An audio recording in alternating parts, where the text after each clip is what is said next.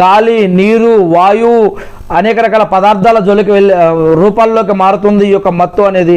ఇలా మత్తు కలిగించే ఏ పదార్థమైనా సరే అది హరామని, నిషిద్ధమని, పాపమని, ఇది అనేక రకాల పాపాలు, నేరాలు, ఘోరాలు, మోసాలకి దారితీస్తుంది అని, అనేక రకాల కుటుంబానికి, సమాజానికి, ఆధ్యాత్మిక పరంగా, ఆరోగ్యపరంగా అనేక రకాల పాపాలకి ఈ యొక్క మత్తు, మద్యం లేదా అనేక రకాల ఇంకా ఉన్నాయి, గుట్కా, తంబాకు, సిగరెట్, మద్యం, ఇలాంటి అనేక రకాలు ఉన్నాయి. దీంట్లో డ్రగ్స్ అనేకం ఉన్నాయి. ఇంకెట్లాంటి ఇవి ఇస్లాంలో వీటిని కొనటం, అమ్మటం, వీటి ద్వారా వ్యాపారాలు చేయడం, ఆ యొక్క సంపాదనతోటి కుటుంబాన్ని పోషించుకోవడం, ఇవన్నీ కూడా పాపం, నిషేధం, హరాంగా ఇస్లాం ధర్మం తెలియజేస్తూ ఉంది. అంతేకాకుండా ఇక ఆరాధనలో మరి కొన్ని నిషేధాలు ఉన్నాయి. అవేంటి?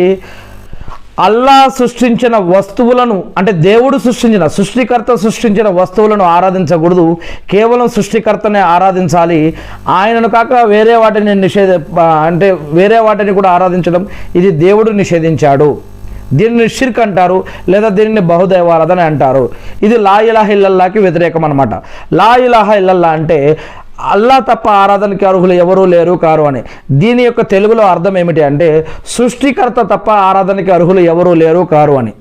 ఆయన సృష్టించిన వాటిని కాదు, వీటన్నిటిని సృష్టించిన మన కంటికి కనిపించేవి, మనం తినేవి, వాడుకునేవి, చూసేవి ఏమేమైతే ఉన్నాయో ఈ సృష్టిలో ఉన్న వాటన్నిటిని కూడా, వీటన్నిటిని సృష్టించిన సృష్టికర్తను ఆరాధించాలి, సృష్టింపబడ్డ వాటిని కాదు అని మరి ఇస్లాం తెలియజేస్తూ ఉంది. మరి దీనిని ఒకవేళ అలా కనుక ఆరాధిస్తే దాన్ని షిర్క్ అని అంటారు.